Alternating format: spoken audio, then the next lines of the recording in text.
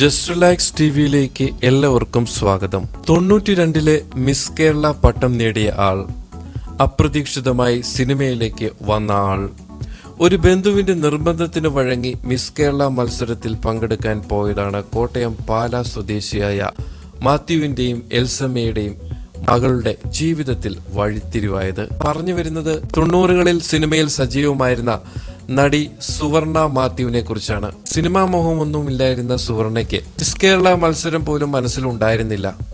നല്ല സൗന്ദര്യമുണ്ടായിരുന്നതിനാൽ പലരും സിനിമയിലോ മറ്റോ ശ്രമിച്ചുകൂടെ എന്ന് ചോദിക്കുമായിരുന്നു.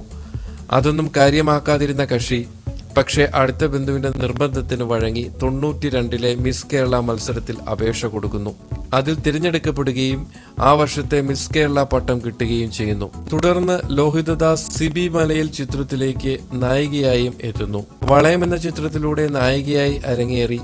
തുടർന്ന് നിരവധി മലയാളം, തമിഴ്, കന്നഡ, ഹിന്ദി ചിത്രങ്ങളിൽ സുവർണ മാത്യു തിളങ്ങി. 91-ൽ ഇറങ്ങിയ മിമിക്സ് പരേഡ് എന്ന ചിത്രമാണ് നടിയുടെ ആദ്യ ചിത്രമെങ്കിലും ശ്രദ്ധിക്കപ്പെടുന്നതും നായികയാവുന്നതും വളയത്തിലൂടെയാണ്.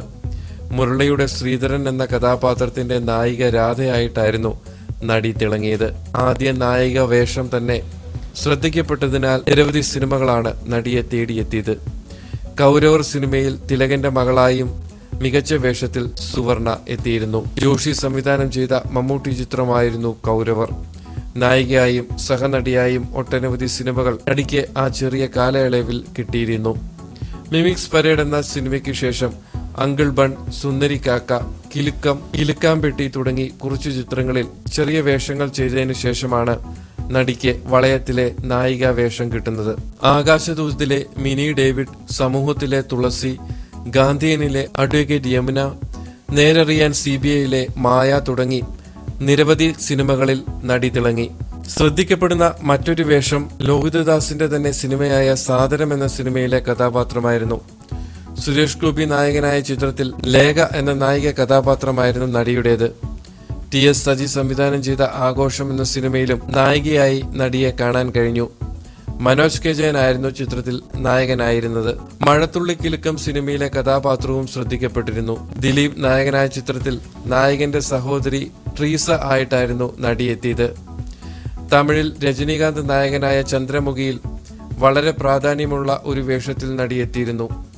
തമിഴ് കൂടാതെ തെലുങ്കിലും ഹിന്ദിയിലും നടി അഭിനയിച്ചു. ചട്ടക്കാരി എന്ന ക്ലാസിക് ചിത്രം 2012-ൽ റീമേക്ക് ചെയ്തപ്പോൾ സിനിമയിൽ മാർഗരറ്റ് എന്ന കഥാപാത്രമായി എത്തിയതും സുവർണ മാത്യു ആയിരുന്നു. നടി അഭിനയിച്ച അവസാനത്തെ മലയാള സിനിമ കൂടിയായിരുന്നു അത്.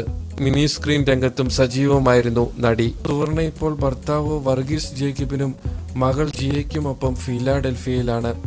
തന്റെ ഇപ്പോഴത്തെ ജീവിതത്തെക്കുറിച്ച് സുവർണ പറയുന്നത് ഇങ്ങനെ: ഞാൻ കുറെ വർഷങ്ങളായി അമേരിക്കയിൽ റിയൽ എസ്റ്റേറ്റ് ഇൻവെസ്റ്റ്മെന്റ് ഫേം നടത്തുകയാണ്. ഇപ്പോൾ കൂടുതലായും ചെയ്യുന്നത് പൊട്ടിപ്പൊളിഞ്ഞ അല്ലെങ്കിൽ നമ്മുടെ നാട്ടിൽ ജപ്തി എന്നൊക്കെ പറയുന്നത് പോലെയുള്ള പ്രോപ്പർട്ടികൾ വാങ്ങി അത് കംപ്ലീറ്റ് ഫ്ലിപ്പ് ചെയ്ത് വിൽക്കുന്ന പരിപാടിയാണ് ചെയ്യുന്നത്. ഇൻസ്റ്റാഗ്രാമിലും സജീവമാണ് നടി. സുവർണ ഒരു യാത്രാപ്രേമി കൂടിയാണ്. 2003-ലായിരുന്നു വർഗീസ് ജേക്കബുമായിട്ടുള്ള സുവർണ മാത്യുവിന്റെ വിവാഹം. പിന്നീട് അമേരിക്കയിലെ ഫിലാഡൽഫിയയിൽ സ്ഥിരതാമസമാക്കുകയായിരുന്നു.